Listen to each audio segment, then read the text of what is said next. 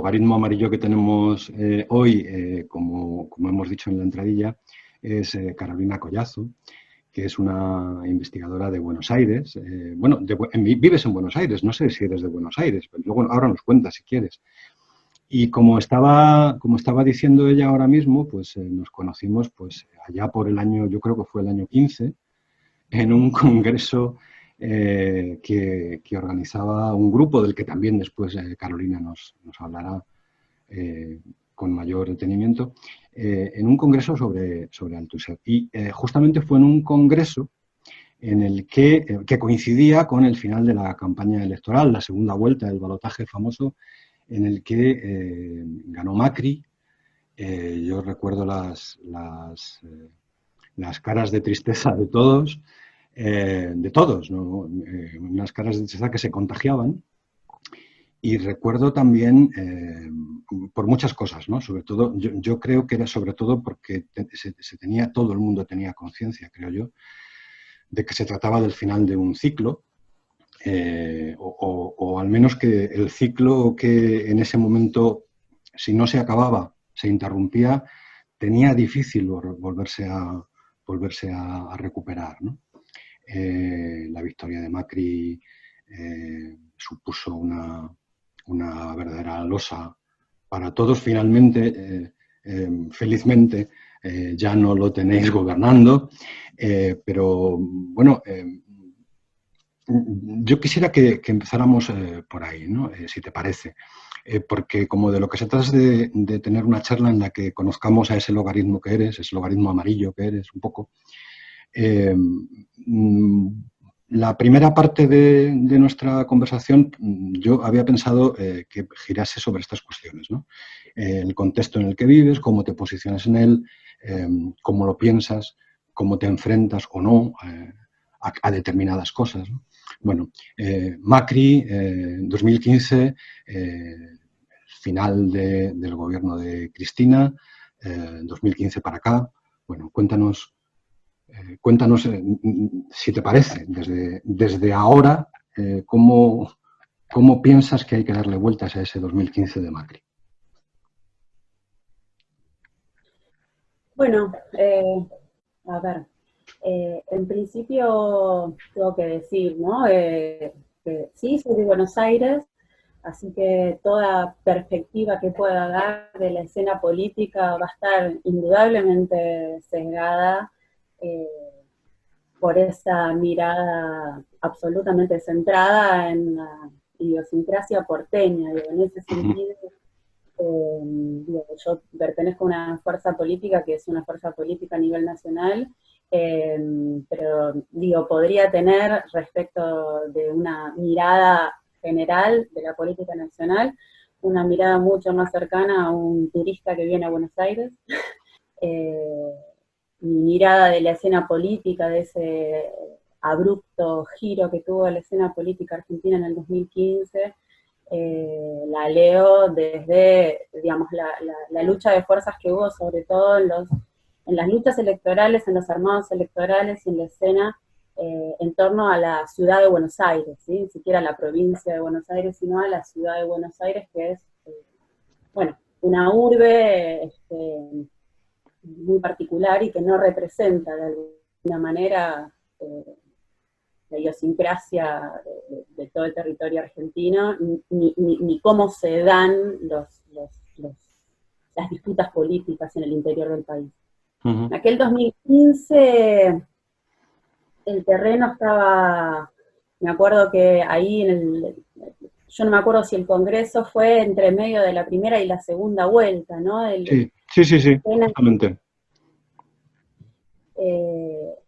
Digamos, el movimiento en el que yo pertenecía, que se llama Patria Grande, que se había conformado como fuerza nacional relativamente poco tiempo antes de las elecciones del 2015, que tenía un clarísimo objetivo de evitar el triunfo de este que nosotros llamamos partido de laboratorio. En la primera vuelta nosotros llamamos a votar al candidato llamada izquierda independiente, que una vez conformado la opción entre el candidato Scioli y Macri, llamó a votar en blanco. Nosotros en ese momento tuvimos una diferencia absolutamente radical, aunque nosotros habíamos llamado a votar de frente, eh, porque, digamos, claramente considerábamos que bajo ningún punto de vista las condiciones para dar la pelea por la reivindicación de una izquierda popular iban a ser las mismas. Esa campaña de son lo mismo, digamos, nosotros empezamos incluso a militar el voto a la alternativa, digamos, ahí el objetivo era evitar que esta otra posición, evidentemente, digamos, representaba algo del giro conservador, las dos posiciones, sin embargo, digamos, era indudable, además, que el advenimiento de esta especie de engendro, por decirlo de alguna manera, ¿no? Porque además de ser un partido de laboratorio, como decíamos, digamos, era realmente un engendro que no solamente era una cuestión testimonial, sino que claramente tenían un discurso que no tenía nada sin ningún eufemismo, digamos, ¿no? O sea, claramente tenían un discurso en el que venían por todo, en el que claramente venían por el discurso del endeudamiento, de la quita de retenciones, de achicar los impuestos a las ganancias, es decir, era muy evidente lo que representaban y además, digamos, ya venían teniendo representación en las provincias y en algunas bancas y habían tenido explícitamente votos en contra de la asignación universal por hijos, ley de matrimonio igualitario, fertilización in vitro, obviamente en contra de todos los ampliación de derechos que tenían que ver con la educación sexual y reproductiva, aborto, etc. Era algo tan grosero, digamos. Y en este sentido, el que Macri haya perdido las últimas elecciones, ¿crees que significa que hay de alguna manera un rechazo claro, expreso a esa posición? O dicho de otra forma, ¿crees que puede significar de alguna manera una recuperación de esa mirada respecto de los derechos de los trabajadores, de las poblaciones, que de alguna manera a mí me parece problemática, pero que de alguna manera estaba en los gobiernos de Cristina, sobre todo al principio y los gobiernos anteriores? ¿O no te parece que es una derrota de Macri o de la política neoliberal que representaba Macri? ¿Es una tregua? Creo que hay un poco de las dos cosas. Me parece que tampoco puede medirse en la correlación de fuerzas macrismo-kirchnerismo. El Frente de Todos, que ganó las últimas elecciones, lo logró por una unidad amplia, ¿sí?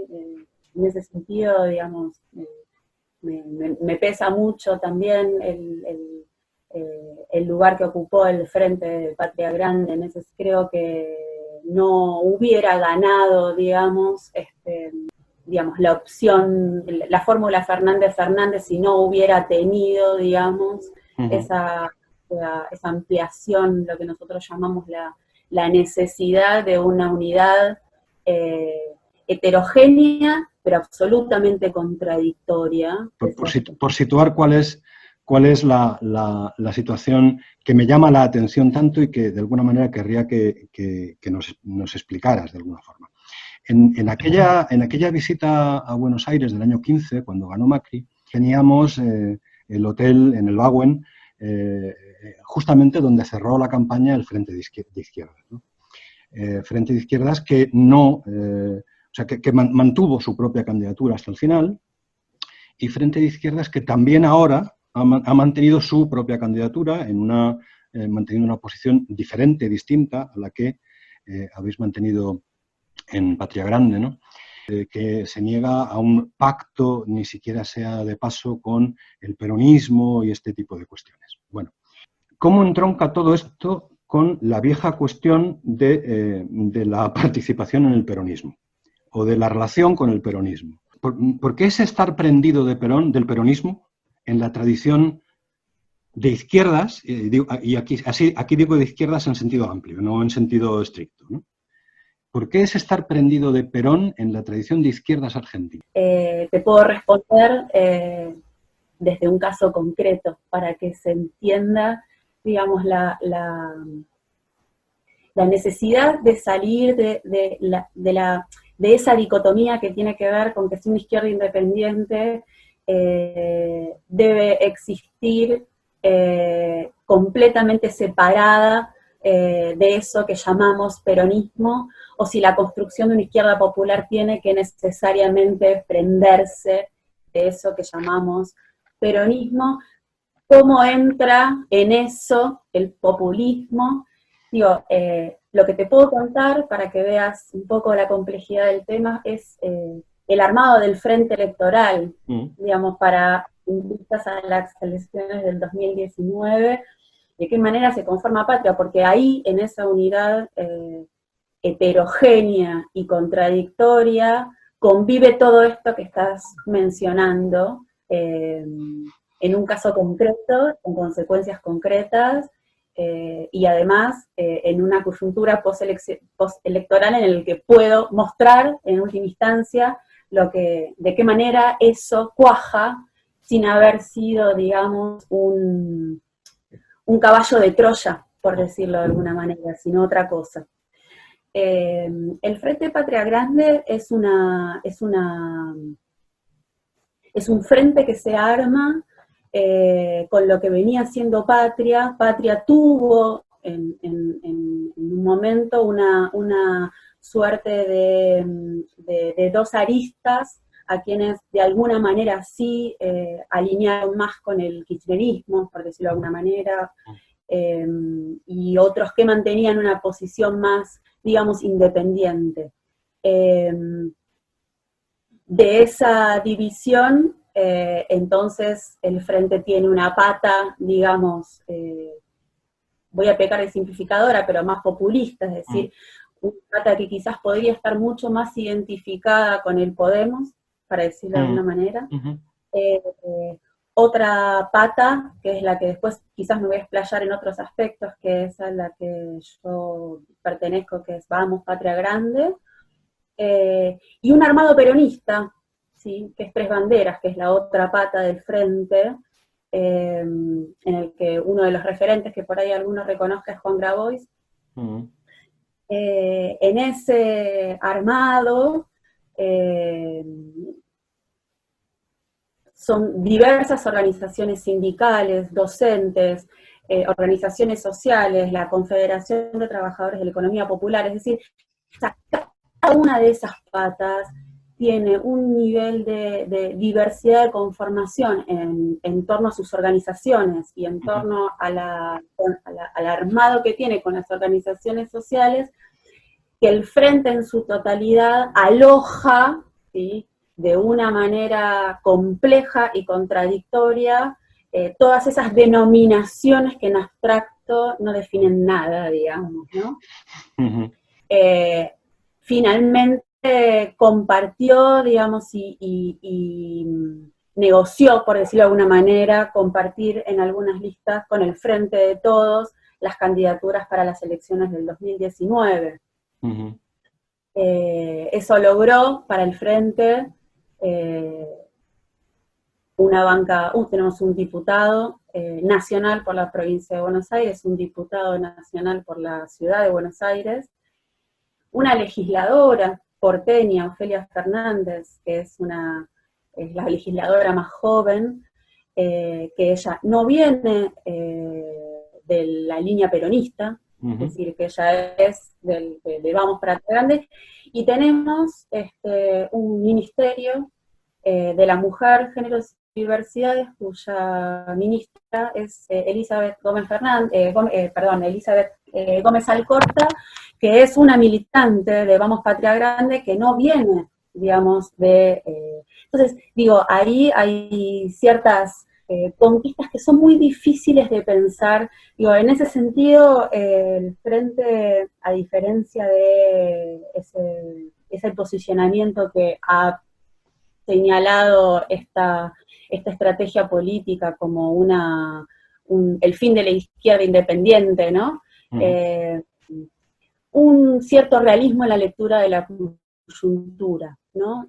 Vos me preguntabas, digamos, si había que revisar esa posición, y yo diría que Tatiana tiene una frase interesante, una definición interesante del kirchnerismo, que es que más que un movimiento político es una palabra que designa la posibilidad de pensar un espacio de litigio sobre las significaciones comunes, digo. Esa es una definición que en otros términos es una definición de Sergio Caletti sobre el espacio público, ¿no? Que es el lugar de la política, en donde se dirimen las significaciones de lo común y de las diferencias. Llega a decir Tatiana que ese espacio de litigio que tiene como aspiración democrática en una gramática fuertemente de derechos, es también la posibilidad de una transición al socialismo, ¿no? En una temporalidad compleja. Digo, fíjate que hay ahí algo muy difícil de explicar. Digo, en ese punto, posiciones respecto del purismo de la independencia política, ¿sí? En ese sentido, además materialista sería sumamente spinoziano, ¿no? Hay un realismo y una responsabilidad política para leer la urgencia de la coyuntura, en el que si uno piensa ese espacio de litigio en la dicotomía revolución o reformismo, está claro que ya ganó el reformismo. No es un abandono de la aspiración revolucionaria, es el realismo de la lectura en la coyuntura, que el solo hecho de ponerlo en esos términos es ya una conquista. Entonces, digo, esa es la discusión, no es una posición resignada, es una posición realista, en donde además de la calle, necesitamos proyectos y construcción política. Esta es una de las cosas que me estaba gustando más de la manera en que se ha montado el Frente Patria Grande. Bueno, hablabas de Grabois, bueno, las relaciones incluso con el Papa, pero al mismo tiempo conocido sobre todo por haber defendido a los mapuches, por haber sido abogado de cooperativistas y cosas de este tipo, ¿no? Es decir, parecía claro que, a diferencia de otras alternativas, la gente que os agrupáis en torno a este espacio, como que se ha hecho una apuesta por la mirada a la realidad de los movimientos sociales, la apuesta por trabajar con los movimientos sociales, no solamente con el movimiento obrero, con todos los movimientos, bueno, desde los mapuches hasta las villas, luego hablaremos de las villas si te parece. Y en este sentido, a mí, visto desde fuera también, una novedad, y es que la discusión, como decías ahora, la discusión hay que ponerla aquí, no en otro sitio, una novedad que consiste en que ya no se discute de grandes principios, ya no se discute de si los ángeles lloran o no lloran, sino que se discute de cosas muy concretas y de cómo se construyen concretamente las alternativas, ¿no? Y en este sentido, me parece apreciar una preocupación nueva, un acercamiento nuevo o un acercamiento redoblado con una mirada de respeto hacia la situación en la que se encuentran las gentes que realmente han padecido, por ejemplo, los 5 años de Macri. Que al menos, te decía cuando preparábamos la entrevista que a lo mejor convenía que me pusiese un poco eurocéntrico y un poco hiciera de mirada turista, ¿no? A ver, cuando uno va a Buenos Aires, lo que se encuentra es una ciudad muy europea, que podría perfectamente pensar que es París o que es, no sé, Viena, en la que además hay una población muy europea. Sí, quizá algún indio, pero bueno, poquitos también en Madrid, en París, se ven algunos personajes con rostro exótico, ¿no? Pero quiero decir, uno podría pensar que Buenos Aires es una ciudad como París, pero es una falacia turística, ¿no? Buenos Aires, además, en determinadas horas se ve en el metro, ¿no? En determinadas horas se ve la gente que sale de las villas, va a trabajar, vuelve a las villas después, y si te alejas del centro turístico empiezas a ver bueno, agrupamientos de gente que vive de otra manera en edificios que son de otra forma, que se relaciona de otras maneras, ¿no? Y si te fijas un poquito más, ves que esta apariencia europea esconde unas diferencias de clase que son al mismo tiempo diferencias de raza, marcadamente xenófobas incluso, ¿no? No solamente con la migración exterior, sino incluso con la migración interior, ¿no? Parece que Buenos Aires es una burbuja que tiene a su alrededor una cosa que no ve y que oculta muy fácilmente a los turistas, ¿no? Básicamente en las villas. A ver, podría ser difícil hablar de la historia argentina, pero una microhistoria de lo que representa la Argentina y la diversidad que eso implica. La Argentina, después de la colonización hispánica del siglo XVI, tuvo una serie de olas migratorias europeas que coincidieron, digamos, una promoción después de la Revolución de 1810, en la Constitución del 53, una intensa promoción a partir de su Constitución para promover una inmigración europea, al mismo tiempo que se producían genocidios de los pueblos originarios en el territorio nacional. La campaña del desierto es 2 o 3 décadas después de esa primera promoción de la inmigración europea, es decir, hubo un plan de reemplazo a partir de una campaña militar de exterminio de los pueblos originarios y de el lema gobernar es poblar, para traer la población europea, que en las últimas décadas del siglo XIX y hasta la Primera Guerra, es decir, en pocas décadas, significó una ola migratoria enorme, es decir, mayormente españoles, italianos, pero también de otras nacionalidades europeas. Estamos hablando de millones de personas, ¿no? Eso por un lado. Eso frenó más o menos con la crisis del 30.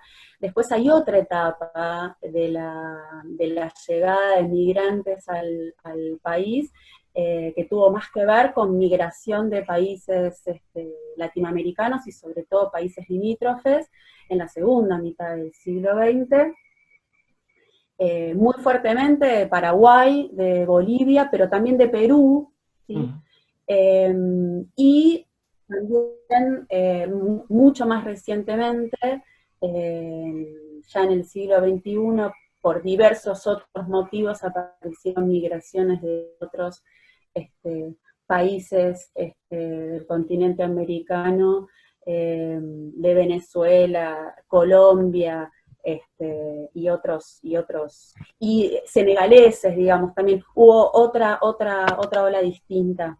A eso se suma también la migración interna, la forma en que se conforma la gentrificación en las ciudades y sobre todo en Buenos Aires, permite esa imagen ilusoria, como vos decías, a la mirada turista, en el que la población urbana es de descendencia europea, y cuando uno va a las zonas marginales, que sobre todo están en el sur de la ciudad, hay una fuerte concentración de descendientes o directamente migrantes de los países limítrofes, porque básicamente es eso, ya no hay migración interna, digamos, ¿no? La barrera, digamos, entre la ciudad de Buenos Aires en su centro y su norte, y los asentamientos, que son muchos, digamos, ¿no? Pero que están básicamente distribuidos en la zona sur,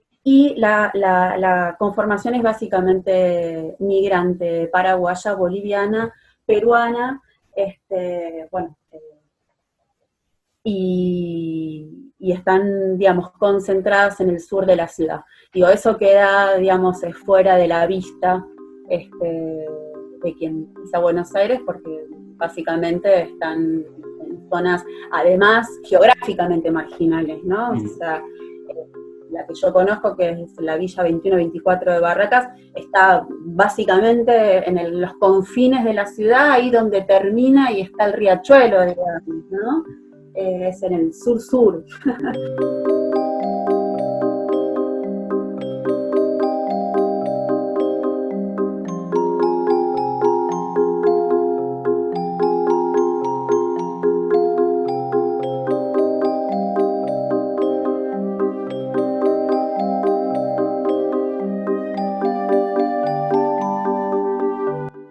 En esta tesitura que nos has dibujado, yo querría que entrásemos en una parte de tu actividad que a mí me ha trastornado desde que sé de ella, ¿no?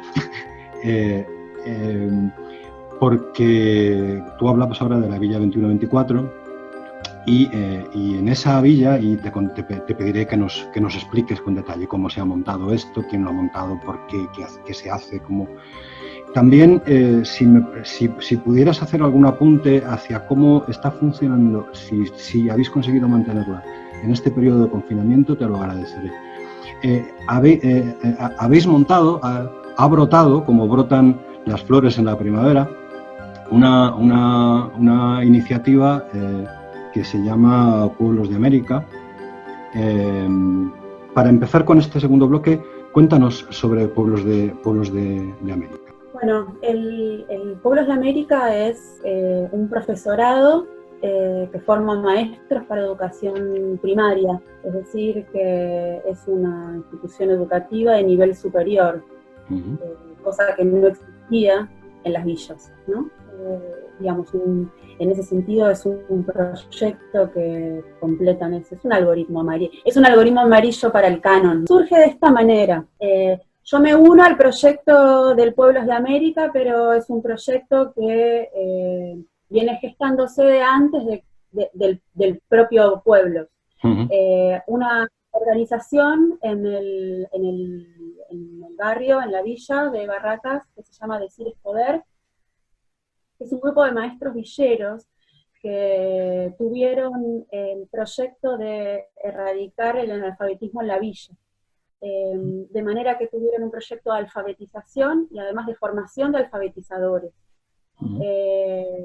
Lo que vieron, que los hijos de aquellos que habían llegado como primera generación a las villas, aún accediendo a una educación secundaria, no lograban un ascenso social, es decir, accedían a los mismos trabajos que sus padres, que básicamente son trabajo doméstico y albañilería, digamos, en gran parte. De manera que no alcanzaba con ese título a nivel secundario de los hijos para poder tener una mejora en el acceso a sus trabajos. De manera que tuvieron esta grandiosa idea de fundar en el barrio un instituto de formación superior, es decir, que aquellos hijos que podían transitar el nivel medio pudieran además transitar una formación superior.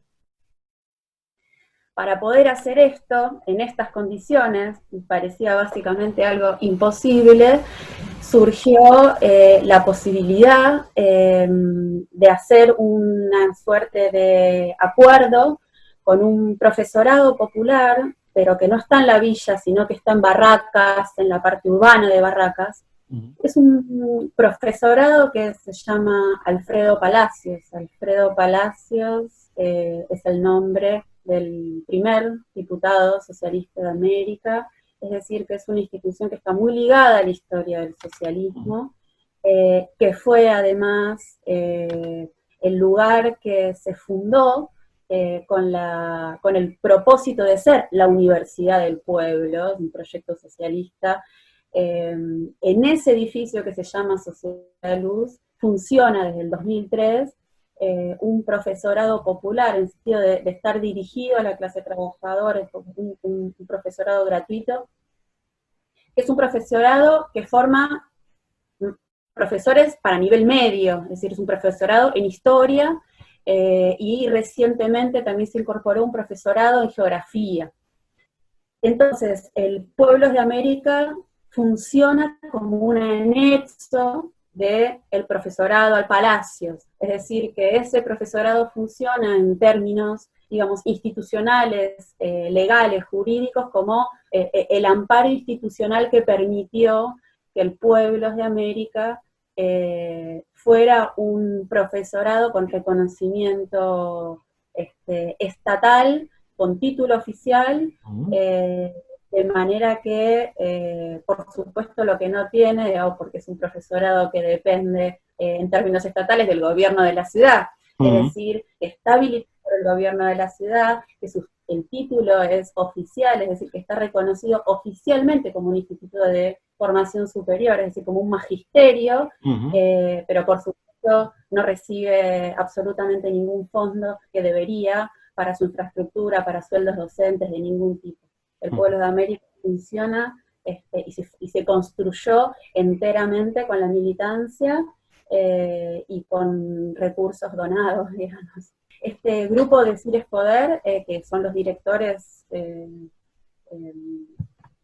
digamos, los que de alguna manera encabezan el proyecto, que por un lado es Jorge Amoretti, que viene del lado del Palacio, que es el que de alguna manera fue el que tironeó políticamente para que esto sea posible, yo entré un poco por ese lado, y Maxi y Mariela, que son de Decir es Poder, para que veas cómo todo, Maxi participó del armado peronista de Tres Banderas cuando se hizo la presentación del Frente Patria Grande, es decir, que en el profesorado también conviven, ¿no? Yo el otro día hablando con un compañero decía, bueno, lo que hay es un sincretismo, uno entra y vas a encontrar una foto del Che con Camilo, de Evita, y al gauchito Gil, ¿no? Una figura religiosa, popular, esos son pueblos.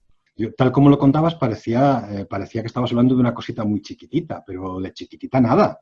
Y yo he estado viendo que sois un montón de docentes y un montón de estudiantes. Quería plantearte otra cuestión. A partir de esto que nos has contado antes, bueno, tenemos un diputado, tenemos otro, y tenemos una ministra. Una de las cosas que aquí más ha aparecido en los medios de comunicación en relación con Argentina, porque es una discusión que la verdad es que desde hace poco tiempo, pero que aquí está superada, es la cuestión del derecho al aborto.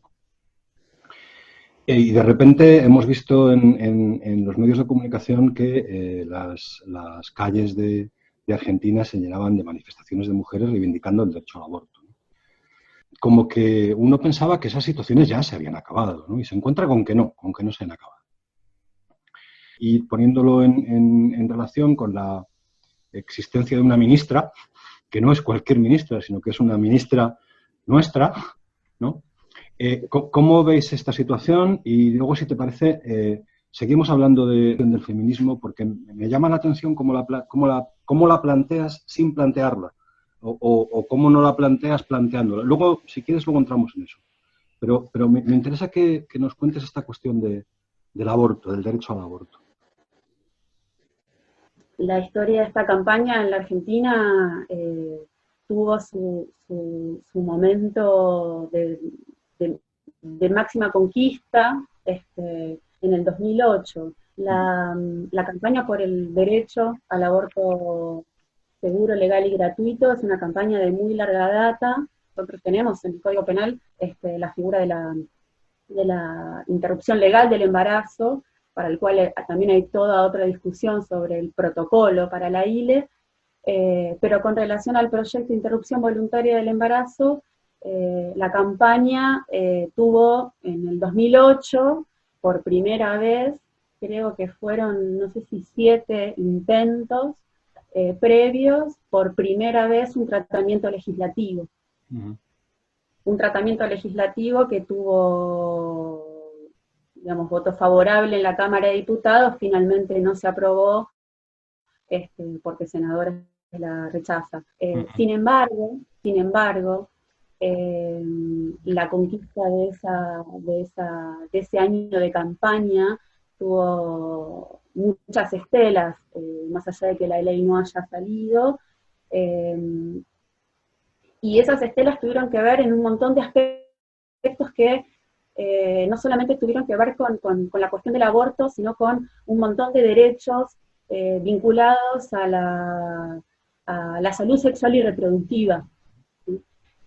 Sobre todo también vinculados, digo, a otras leyes, por ejemplo, el de la salud sexual integral, que es una ley que nosotros tenemos sancionada desde el 2006, que no está aplicada, y que a raíz del éxito de esa campaña por el aborto, más allá de que no haya salido la ley, se reavivó esa discusión para un proyecto de modificación de la ley para que efectivamente la ley de educación sexual integral, es decir, educación sexual laica y obligatoria, fuera efectivamente de orden público, ¿sí? Digamos, eso fue evidentemente una consecuencia del éxito de esta campaña. Para mí lo interesante, seguramente el proyecto en algún momento va a ser aprobado. A ver, la instancia que estamos en este momento es, en un momento, la preocupación, ¿cuál era?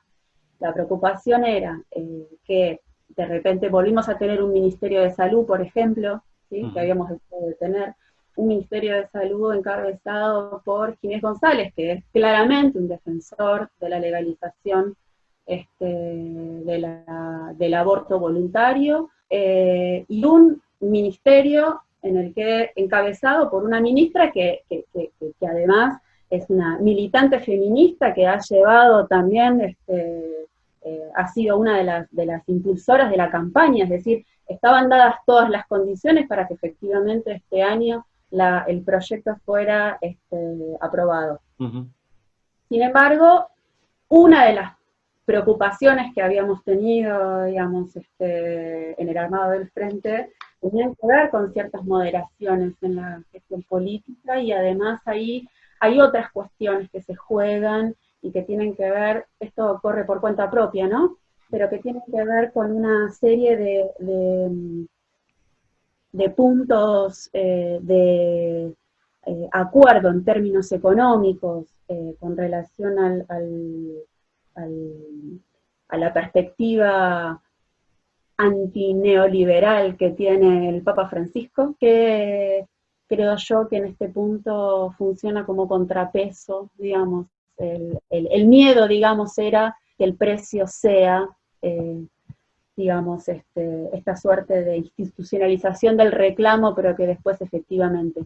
Esa preocupación se hizo muy evidente cuando, luego de los discursos de campaña y luego del discurso de Asunción, donde el tema de repente desaparece, empezaron a circular más bien un discurso que tenía que ver con la despenalización. Eso fue bastante preocupante, ¿no? Porque, digamos, una despenalización del aborto es, a mi juicio, un retroceso muy grande, ¿no? No es lo mismo, digamos, evitar la criminalización de la mujer que efectivamente consolidar un derecho de acceso igualitario a la salud pública, ¿no? Que en definitiva es el sesgo con el que la campaña finalmente logró cuajar, digamos, ¿no? Entonces, bueno, esas preocupaciones finalmente fueron aliviadas cuando Alberto dijo finalmente que iba a impulsar un proyecto para la legalización del aborto y no la despenalización. Eso fue realmente una alegría, y después se vino la pandemia. Y después se vino la pandemia. Se vino la pandemia. Se vino la pandemia, sí. A ver, te planteaba esta cuestión también no solamente como una cuestión práctica que tiene que ver con las prioridades del movimiento feminista, entiendo, porque la situación es que es sangrante. O sea, y claramente tú te has posicionado ahí y claramente hemos visto que has participado en la campaña, en tus redes y este tipo de cuestiones.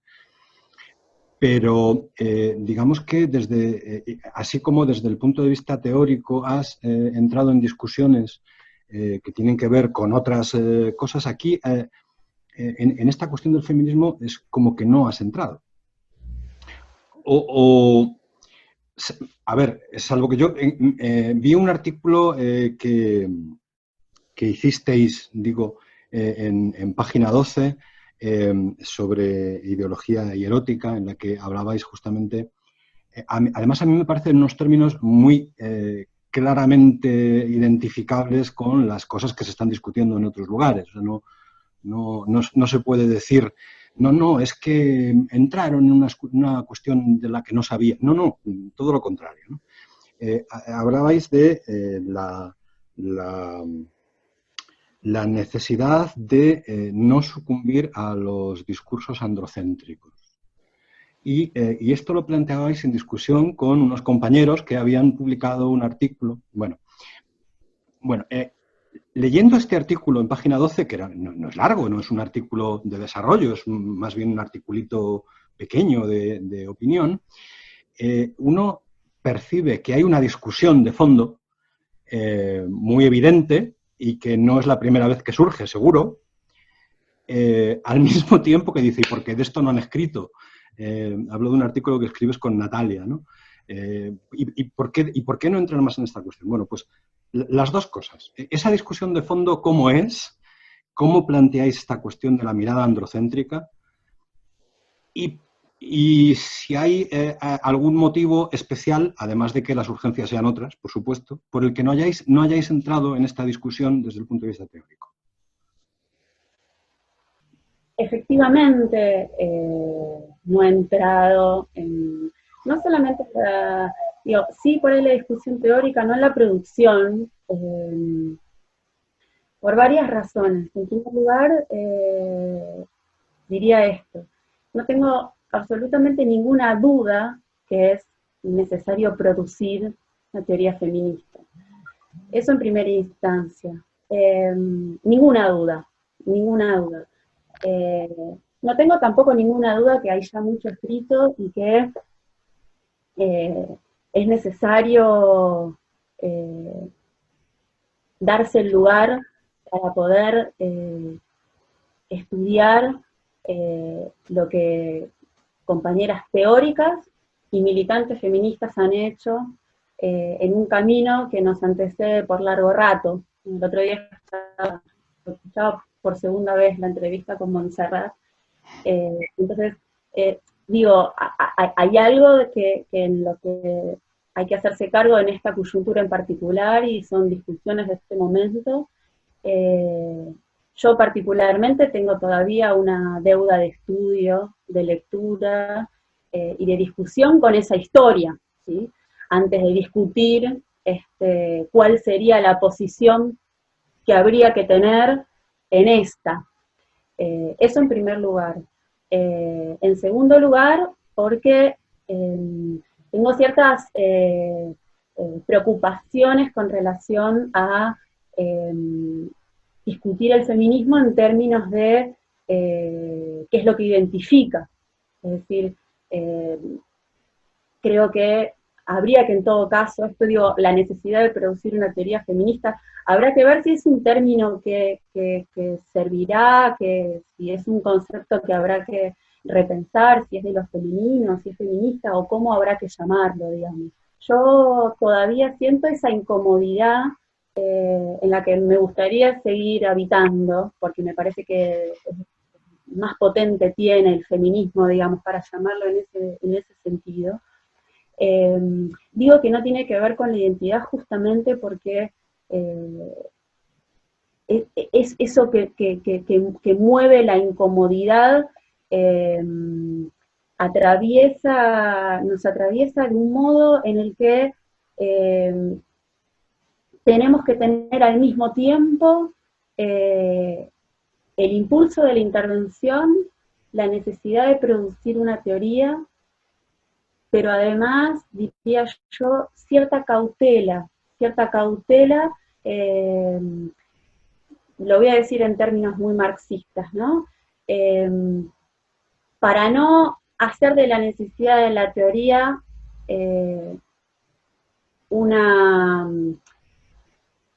falacia ideológica, ¿sí? O sea, en ese sentido, digo, creo que hay que tener como cierta, hay que contener cierta impaciencia, porque la relación entre el feminismo y la identificación, o qué es lo que abarca, ¿no? Lo femenino, si la mujer, o si a dónde está el límite de lo que abarca, o qué es lo que abraza, o qué es lo que demanda, o qué es lo que reclama, tiene un riesgo muy alto en ese sentido, ¿no? De, en esa impaciencia, caer en los casilleros que ya estaban armados para ello.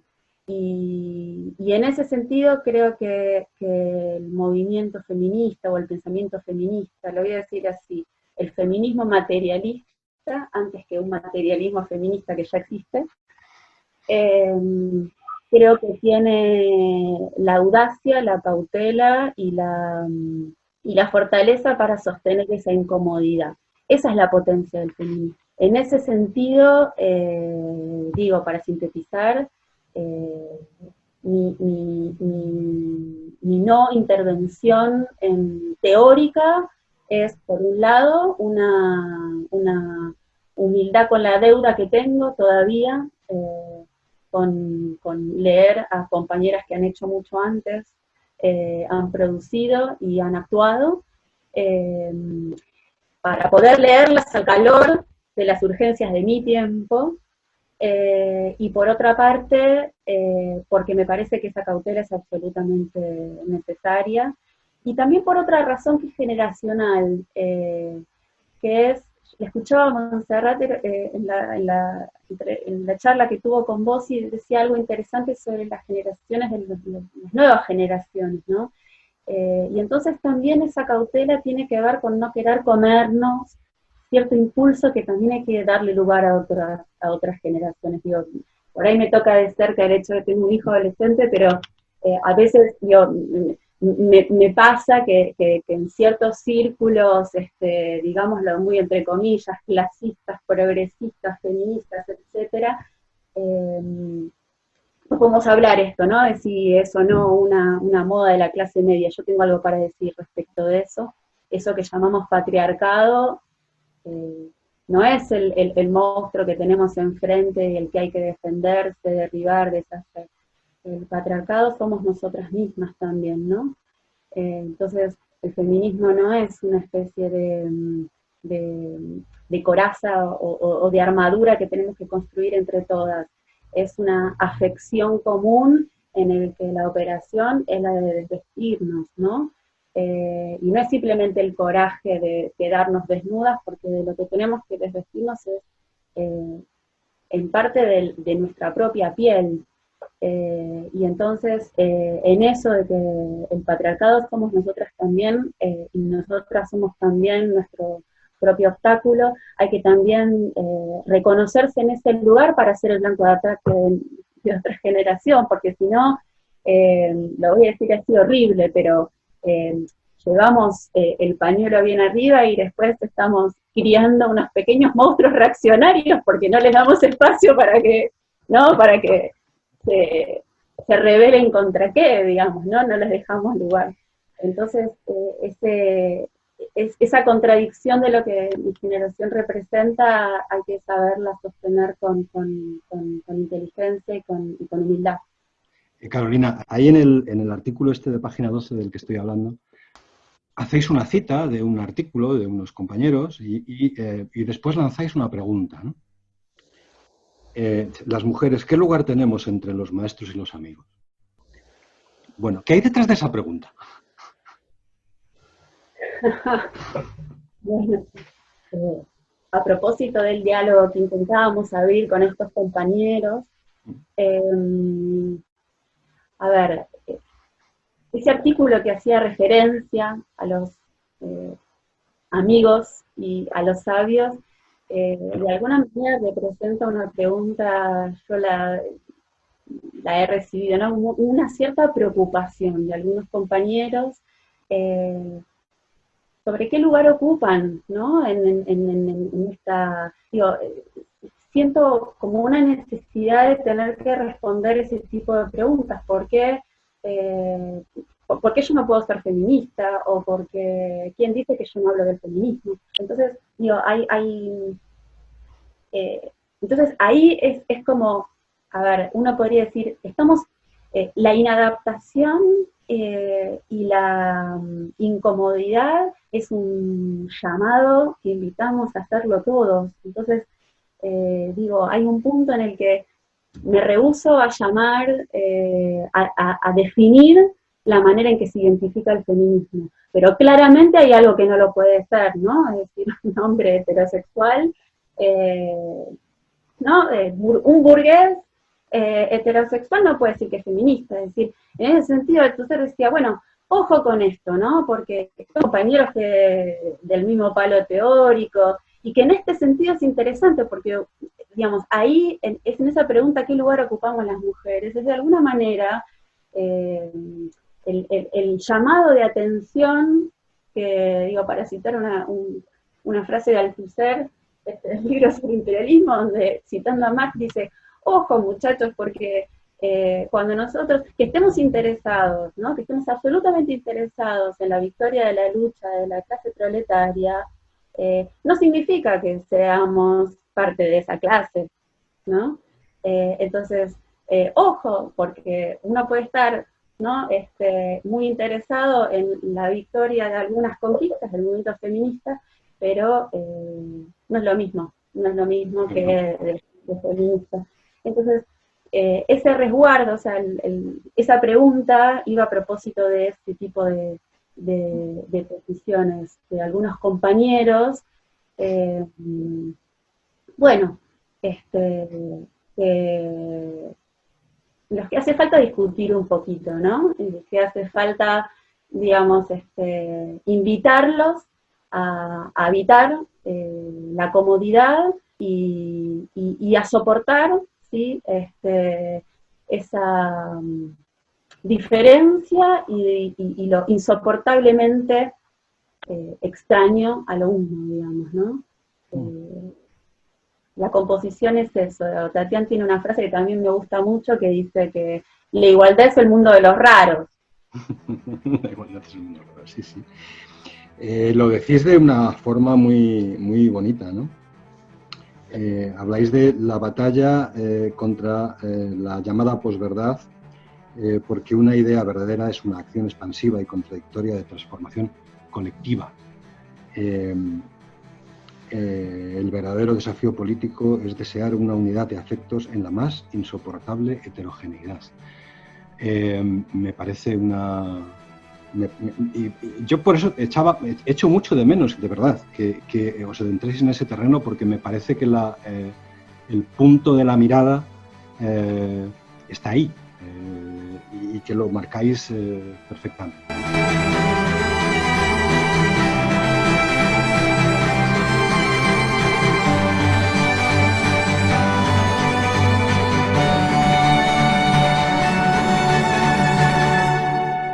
Y en esta tercera parte quería empezar por ahí por donde hemos acabado, ¿no?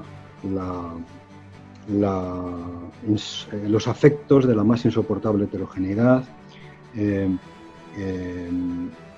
entender que es la composición de heterogeneidades la que nos puede servir de construcción de compañías, ¿no? y de socialidad que pueda ser distinta, y en ese sentido, pues lo de no aceptar los discursos que vienen marcados en una sola dirección vertical casi siempre, el androcentrismo, y por eso te lo planteaba en esos términos, ¿no?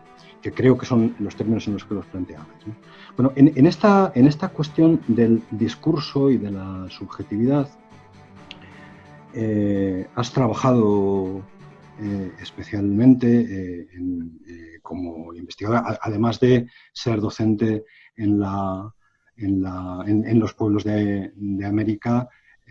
Bueno, has trabajado en teoría de la comunicación, has trabajado en cuestiones que tienen que ver con la subjetividad, has trabajado en cuestiones que tienen que ver con el lenguaje, en Derrida, en Nietzsche, has trabajado en Althusser.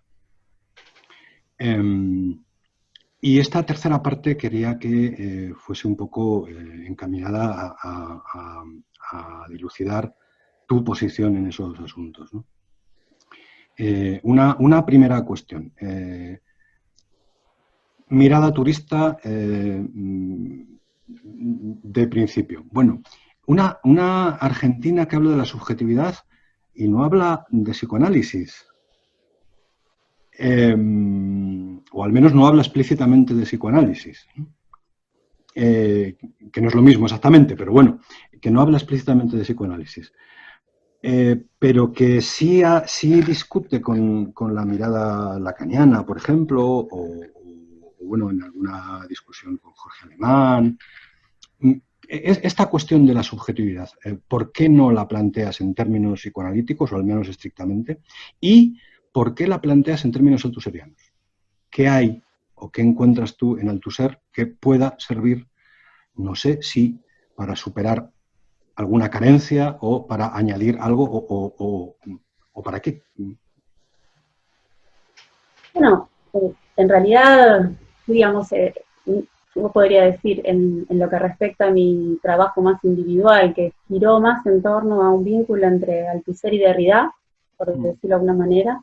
No entró tanto el aspecto del rescate psicoanalítico que hace Althusser para su lectura de Marx, pero en realidad el psicoanálisis está sumamente presente en la mayor parte del trabajo que hacemos de forma colectiva, no solamente en la currícula de la cátedra que dictamos, sino muchos de los trabajos que hacemos vinculados a los análisis de coyuntura, en términos teóricos, ¿no? Para nosotros Althusser justamente es esa conjunción ineludible entre marxismo y psicoanálisis. Entonces, creo que la apelación al Althusser lleva consigo la necesariedad del psicoanálisis para pensar simultáneamente con el marxismo una lectura, digamos, simultáneamente de la tradición teórica y de la urgencia de una coyuntura. Psicoanálisis, digamos, las discusiones que hemos tenido, por ejemplo, con Jorge Alemán o con la izquierda lacaniana o con las intervenciones que pesan más sobre la teoría psicoanalítica, para decirlo mal y pronto, es su falta de marxismo. Básicamente es su falta de mirada marxista sobre esa ausencia es evidente, esa carencia es evidente. Y por otra parte, algunas formas de lectura desde el marxismo que muchas veces pueden ser objetadas desde el punto de vista de las lecturas más ideológicas, economicistas, deterministas, etcétera, que el propio Althusser puede resolver apelando no solo a categorías de psicoanálisis, ¿no? Digamos, una importancia radical para su teoría de la subjetividad, como teoría de interpelación, por ejemplo, sino también desde el punto de vista de la estrategia de la lectura, sin ir más lejos, el carácter sintomal de la lectura que hereda el propio Marx. Eso además tiene consecuencias directas en análisis del tipo discursivo.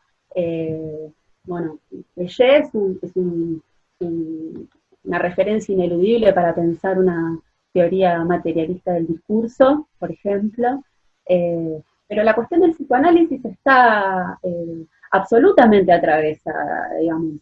Quizás la cuestión más de la explicitación del psicoanálisis por lo menos en el trabajo que yo realizo, no está tanto en mis tesis, pero para mí la cuestión del psicoanálisis es casi una referencia cotidiana, porque es básicamente una de las improntas más importantes del contenido del programa de cátedra que nosotros dictamos en la universidad.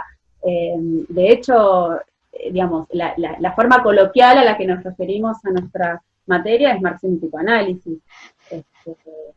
Trabajamos directamente, digamos, con los textos de Lacan, por supuesto, ¿no? Desde una perspectiva, desde las ciencias sociales, no desde la clínica, pero tenemos una larga como trayectoria de trabajo respecto del psicoanálisis, que además ha tenido una revitalización importante en este último tiempo, sobre todo en torno a categorías como la categoría de goce, de apego afectivo, es decir, para pensar sobre todo procesos de subjetivación neoliberal, ha sido una herramienta que en términos analíticos nos resultó absolutamente ineludible.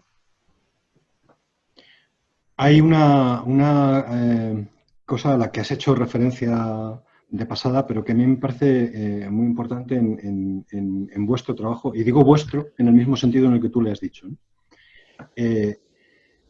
Una cosa que me llama mucho la atención y que hacía mucho que no veía, hace muchos años, alguna forma de algo parecido sí conocí, pero que hacía mucho tiempo que no veía, esa manera de trabajo en común que tenéis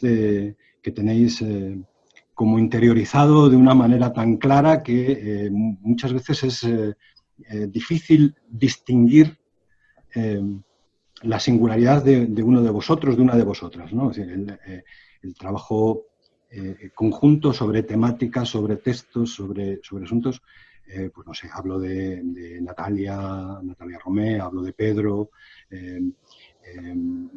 si ampliamos más el círculo, hablo de esa especie de internacional althuseriana, o no tan althuseriana, pero esa especie de internacional sobre Althusser con la que desde hace, pues yo pensé que desde el año 11, pero me decías el otro día que desde el año 9, con la que hace mucho tiempo lleváis reuniendo a investigadores, pensadores de prácticamente toda América Latina, bueno, Italia,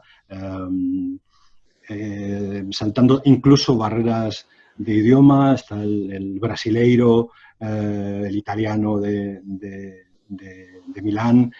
Bueno, este trabajo conjunto, este trabajo en común que practicáis, es tan productivo en común como desde fuera parece, o es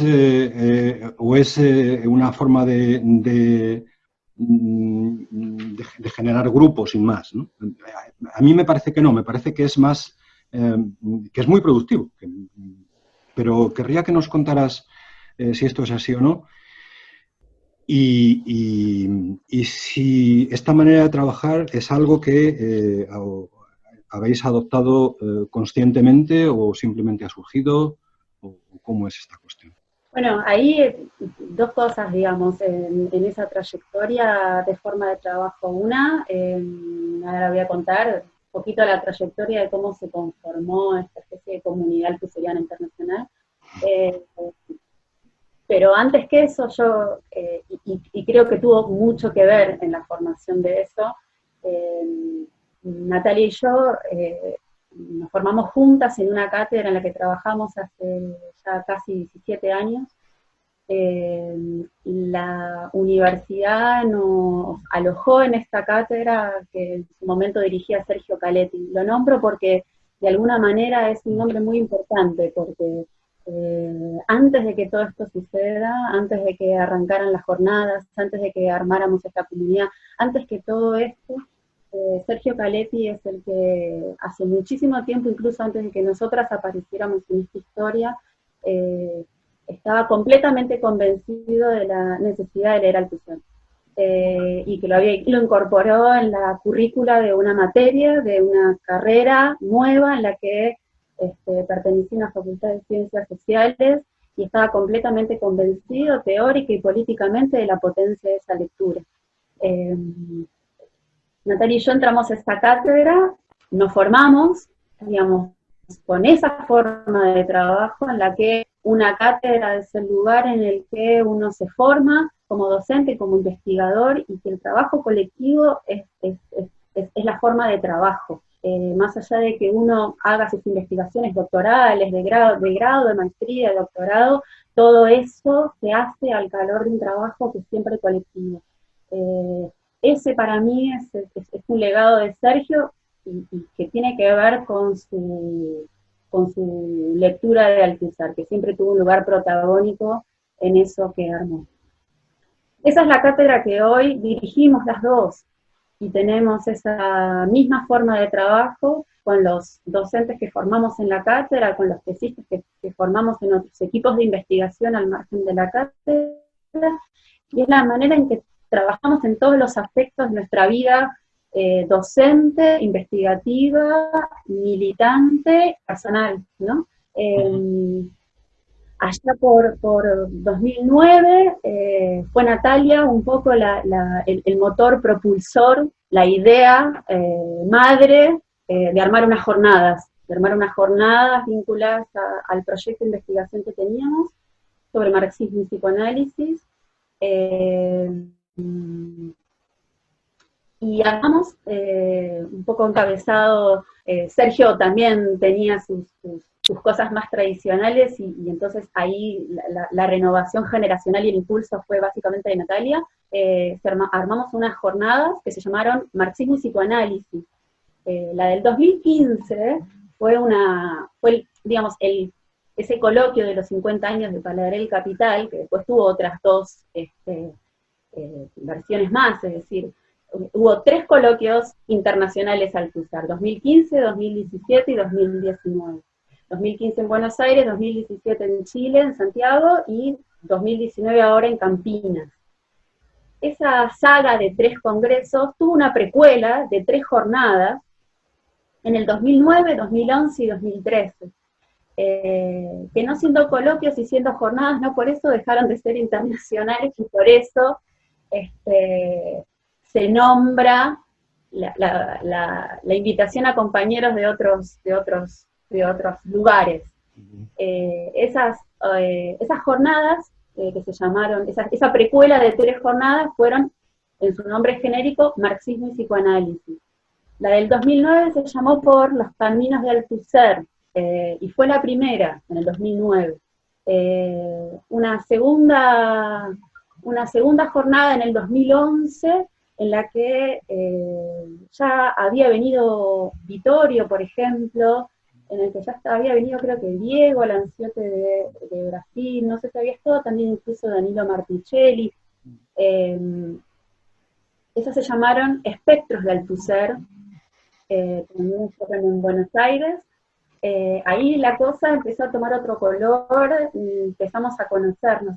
Quiero contar una cosita, que entre el 2009 y el 2011 sucedió algo que para mí fue un momento también muy, muy importante de esta historia, y es casi por casualidad, vimos en internet con Natalia que alguien del otro lado de la cordillera organizaba un seminario sobre Althusser. En ese momento nosotros creíamos que éramos las únicas personas en el universo que leían Althusser, al menos en esos términos en que los leíamos nosotros, y cuando vimos el rasgo de la convocatoria a ese seminario, tuvimos la sensación de que había alguien que estaba leyendo en los mismos términos, y nos resultaba raro porque teníamos cierto prejuicio de la universidad chilena, ¿no? Bueno, quien está ahora estudiando en la universidad chilena debe ser... y entonces, bueno, sucedió que así mandamos un mail y dijimos, bueno, miren, nosotros el seminario no lo podemos hacer porque estamos lejos, pero acá estamos, nosotros también leemos Althusser. Y nos contestaron, bueno, nosotros hacemos una especie de conferencia para cerrar cada mes del seminario, ¿por qué no se vienen? Y en ese momento que sí éramos jóvenes, porque en ese momento sí éramos jóvenes, bastaba con tomar la decisión y decir, vamos. Y con Natalia nos tomamos un avión y nos fuimos a Chile sin tener la menor idea a quién nos íbamos a encontrar. No teníamos ni la menor idea, nos fuimos a un hostel, quedamos en un día y un horario, y nos encontramos con Marcelo Rodríguez y Cito Borges. Nos presentamos, hola, mucho gusto, y fue como una especie de encuentro, ¿no? O sea, como si la cordillera hubiera sido esa especie de frontera que dividía la caída en paralelo y que en un momento eso desvió y cuajó. A propósito de ese encuentro, me acuerdo que nos llevaron a ver a la decana de la facultad y nosotras poniéndonos en posición de las profesoras de la Universidad de Buenos Aires, convenciéndola de que era necesario que le pagaran a ellos el financiamiento para que vinieran unos meses después a nuestras jornadas. Lo conseguimos y unos meses después cruzaron ellos la cordillera y vinieron a nuestras jornadas del 2011. Y de ahí, como una carambola, se formó un mundo. No es que los otros se hayan sumado a ese encuentro, en realidad nos dimos cuenta que había habido un montón de encuentros en un montón de lados y todos esos encuentros conjugaron en esta maravillosa red que armamos. En el 2013, que vino Warren, se gestó esta idea del Congreso Internacional, que ya lo era, por cierto, y entonces empezó esa segunda etapa, ¿no? esa segunda trilogía de coloquios que arrancó en el 2015 y que finalmente la última fue en Campinas el año pasado.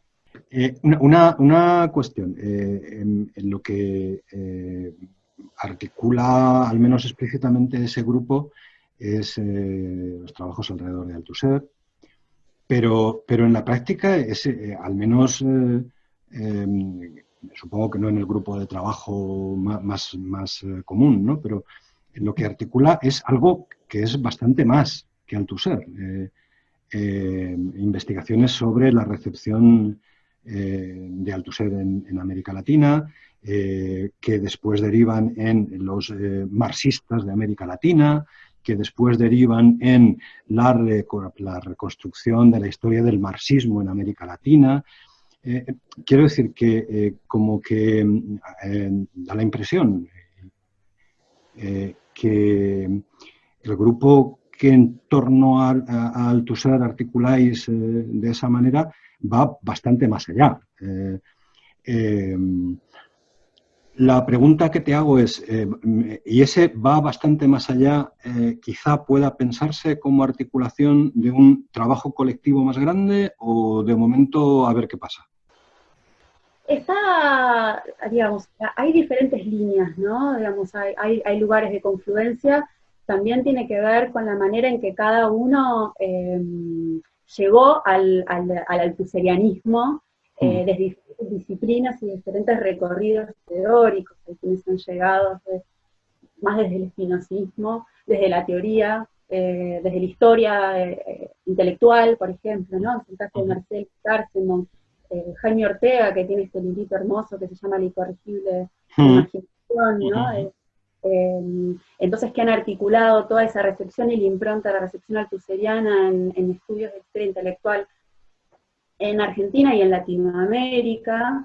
Entonces, de alguna manera es una impronta en la que cada uno ha aportado a la confluencia de ese espacio en común, pero, digamos, no hay un trabajo sistemático, digamos, pero estamos en eso, digamos, ¿no? Hay como, podríamos decir así, hay como diferentes articulaciones, cada uno tiene, digamos, en sus propios espacios, universidades, sus lugares de filiación, de referencia, en los que trabajan, digamos, esto digo, ¿no? De diferentes disciplinas o diferentes problemáticas, vinculado a la problemática althusseriana, pero no hay un trabajo sistemático como si fuéramos un grupo orgánico con una línea, sino más bien una comunidad con líneas diversas, ¿no? Es como un lugar de referencia, podríamos decir. Estos días ha salido una muy bonita publicación de Doble Ciencia, que es esta editorial chilena de la que hablabas, Doble Ciencia y Pólvora también, me parece, ¿no? En la que traduces la edición que Gosgarian hizo de los textos sobre historia de Althusser. La recepción del althuserianismo, al menos aquí en España, digamos que se puede diferenciar dos grandes maneras de recibir a Althusser, ¿no? Aquellos que lo recibieron, aquellos que leyeron los textos de los años 60, que no leyeron más que los textos de los años 60, algunos de los cuales incluso dice que los textos de los años 70 y tantos, 80, ya estaba loco claramente y por tanto no tienen ninguna importancia. Lo que importa es Althusser para leer el Capital o el Pour Mars, y que el Althusser es el Althusser estructuralista, además dicho en estos términos. Pero hay otra manera de enfrentarse a la obra de Althusser, que es la que precisamente deriva de la recepción de los textos posteriores y la relectura de los textos de los años 60 a partir de ellos. Los textos en los que Althusser habla del materialismo aleatorio, del materialismo del encuentro, de los que está más alejado de la fidelidad al partido, incluso en los que está más claramente alejado de las discusiones teóricas dentro del partido, y que en ese sentido, digamos que se deja llevar por muchos lugares en los que hay veces que es verdad, claramente uno dice, uff, qué malito está cuando ha escrito esto, ¿no? Pero en los que encuentra cosas mucho más interesantes muchas veces que las que encontramos en los textos de los años 60, o al menos eso me parece a mí. Sin embargo, me parece que hay en esta cuestión de la historia y por tanto de los textos sobre historia, una posible manera de enlazar estos dos tipos a los que nos da por llamar con el mismo nombre, Althusser, ¿no?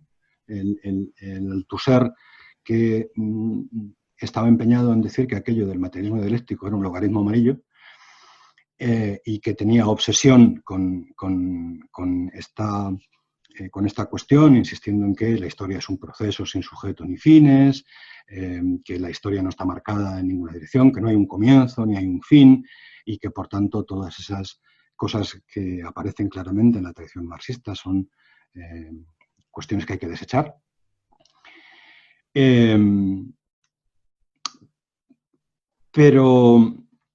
Pero hay, además de esta preocupación explícita por la cuestión del sentido de la historia, hay todo un trabajo en la obra de Althusser sobre la historia, que es precisamente el que está recogido en esos textos que has traducido. Como hay un trabajo a lo largo de toda su vida sobre Spinoza y no está publicado, como hay un trabajo a lo largo de toda su vida sobre Maquiavelo, y, en fin, sobre esta cuestión de la historia hay un trabajo de toda la vida, desde el que además se puede leer de una manera nueva o con un acento novedoso lo que escribía en los años 60 Don Luis, ¿no? Bueno, ¿cómo ha sido enfrentarte a esos textos? ¿Has tenido alguna dificultad y qué asuntos encuentras que van a ser más útiles cuando leamos esta traducción que publicáis, que acabáis de publicar? Vamos. Escrito sobre la historia, a ver si lo tengo por acá.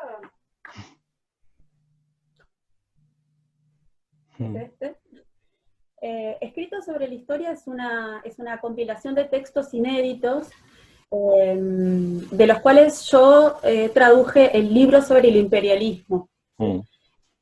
Hay otras partes que tradujeron Pedro Camarsic y Marcelo Starzenbaum. En realidad, yo la traducción del libro sobre el imperialismo no la hice particularmente para esta edición. Fue a propósito de los encuentros althusserianos. Resultó también un efecto de esa comunidad, porque escrito sobre la historia, la versión francesa se publicó, salió en las librerías de Francia en mayo del 2018, si no me equivoco. Sí, un par de años. Yo había estado en abril, o sea que no fue, yo me volví justo antes de que saliera. Vittorio estaba justo dando unos cursos en París, compré un ejemplar, y a ese curso en el que yo había ido en abril fue Mariana de Gainza en mayo, de manera que pudo traer el ejemplar desde Italia a Buenos Aires, es decir que tenía un ejemplar de Chris Lestat en mi mano en mayo, el mismo mayo que salió el libro. Nosotros teníamos las jornadas althusserianas en el 2019 en Campinas, ya estaban programadas. Pero en el 2018 se daba la casualidad de que por diversos motivos iba a haber muchos de nuestros compañeros en Buenos Aires. Iba a estar Diego Lanciote, creo que también estaba Jaime Ortega, venía Vittorio invitado por unas jornadas espinocianas, es decir, se daba la posibilidad de estar todos juntos en la Argentina y se nos ocurrió hacer unas jornadas de trabajo, que son esas posibilidades que casi nunca tenemos, con los que estábamos a hacer unas jornadas de trabajo pre-Campinas 2019, en el 2018 se hicieron finalmente en La Plata. Elegimos como objeto de trabajo una suerte, no me gusta la palabra, pero lo llamaron así, una especie de workshop, sobre los inéditos de Althusser. Yo en ese momento, sinceramente, sentí que no se me caía una idea para poder aportar a la discusión con mis compañeros respecto de una lectura particular sobre alguno de los inéditos de Althusser. Yo tengo esas variaciones, ¿no? Momentos de hiperproductividad y de letargo. En ese momento estaba en uno de esos momentos, entonces tenía el texto en la mano, digamos, y posiblemente es un texto que no hubiera estado en acceso para prácticamente nadie, no estaba, teníamos versión digital, ni mucho menos, y se me ocurrió que dado que no se me caía ninguna idea, el mejor aporte que podía hacer al encuentro con mis compañeros era traducir lo que llegara a traducir de ese texto que tenía en papel, de manera que fue una traducción un poco a contrarreloj, ¿no? En esos meses entre que me llegó el libro y tuvimos este encuentro en La Plata, que fue, bueno, una traducción con esos fines, ¿no? De ponerla a disposición de mis compañeros para un trabajo, de manera que fue una traducción que no incluía, por supuesto, las infinitas notas que Darian le puso al libro, al texto, en la edición original. Bueno, después de que tuvimos estas jornadas, me contacta Marcelo Rodríguez y me cuenta que se habían puesto en coordinación con otra editorial chilena, que es esta editorial Pólvora, y habían conseguido los derechos para publicar una versión en español de los escritos. Y que me pedían publicar la traducción del libro sobre el imperialismo, por supuesto yo se lo di. Entonces, bueno, ahí vino como otro momento de trabajo, que fue el arduo trabajo de traducir las notas, las referencias.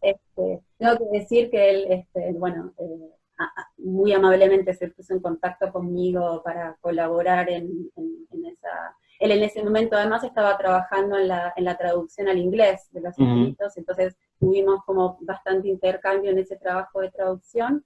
Ahora, de cómo eso puede formar parte de un libro compuesto por esos otros textos inéditos, de cómo todo eso puede formar parte de una compilación,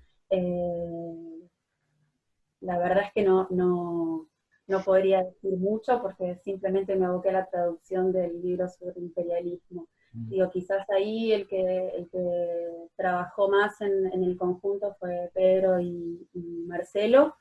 Ahora, digo, con relación a la pregunta sobre el texto, creo que muy posiblemente no tenga quizás una novedad específica.